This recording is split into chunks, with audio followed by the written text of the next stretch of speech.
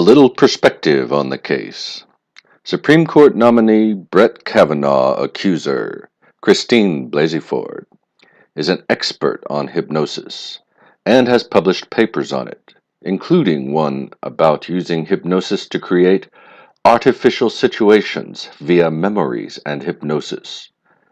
In other words, Ford published a paper on artificial memory retrieval hypnosis in which they found it possible to create such memories. Ford scrubbed her social media clean before the hearing, but they didn't scrub this report. Google scrubbed her course syllabi and other search results, things that Ford herself could not have scrubbed.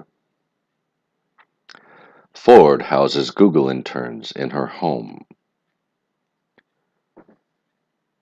Ford claims she has 2 doors on her home as a result of claustrophobia, attributed to the alleged events of the assault 35 years ago.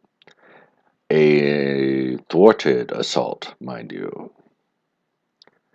Ford claims she has fear of flying.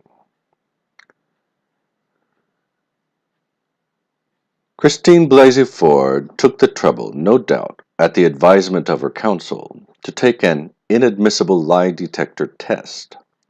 Lie detector tests are regularly inaccurate, which is why they are inadmissible in court.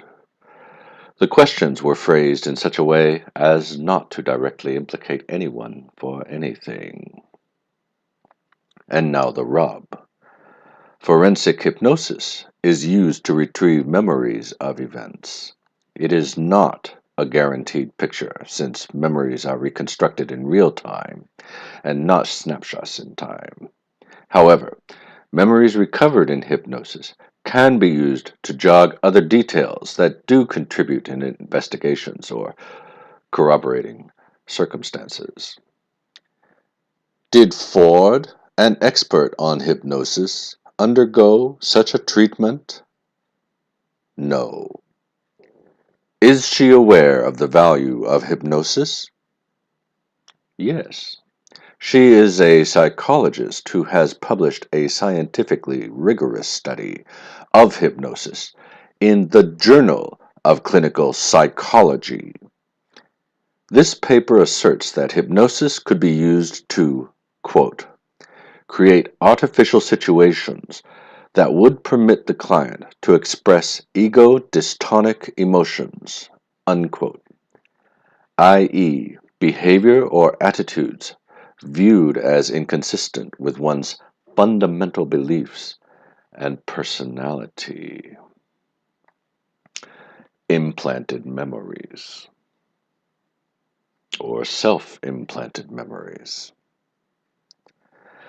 Isn't this just the sort of credential someone looking to implant a fake memory would recruit? Someone on the order of a large organization such as the CIA or perhaps Clinton Foundation or DNC, with Google's help, of course.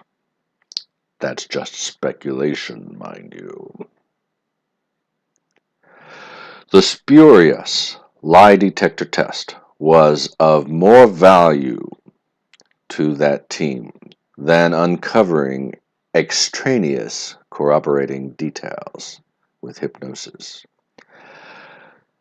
This can only be because details help people who want to solve a mystery. Additional details do not help people who are already aware there are no details and there was no mystery to solve. Hypnosis effectively alleviates stress disorders such as phobias. A few short sessions can effectively dispense with fears such as claustrophobia and fear of flying. by reassociating the nervous system's responses to stimuli. Did this psychologist opt to undergo such a few short treatments? No, she opted not to. Why?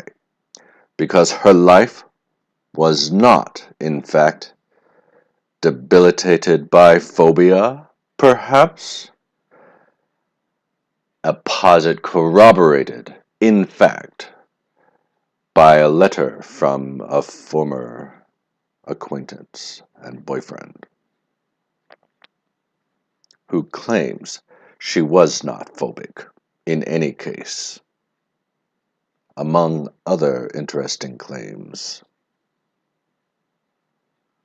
such as her experience coaching people to take polygraph examinations when she testified under oath in the hearing that she had never done so in her weak victim voice. Conclusion. These factors are mere window dressing for the narrative which her team takes, the narrative which takes the central role in her motivation, and the motivation of her handlers who have thrown Ford's wishes, who have thrown her own wishes to remain private under the bus, ostensibly, in order to create a media circus. This is why the Democrats insist that belief should be enough to assign guilt. Believe all women, they say. It is because they know they cannot do it on evidence. They are quite a myopic lot. The CIA, HRC, Google, and Dr. Blasey-Ford,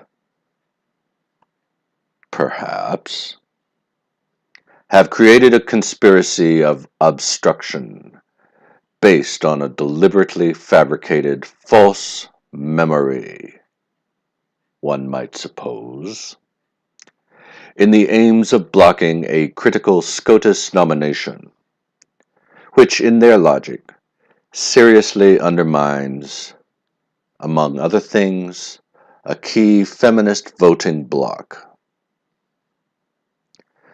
even as they hemorrhage voters from the walkaway movement,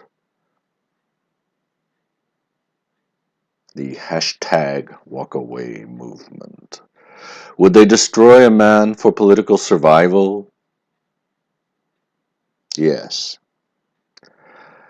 They would in fact start a civil war. They would start a cultural revolution. They would destroy a nation. They would even commit genocide if a refugee crisis served their interest.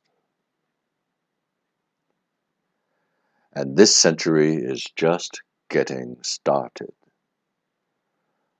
Vote them out now, or face their gun barrels empty-handed later.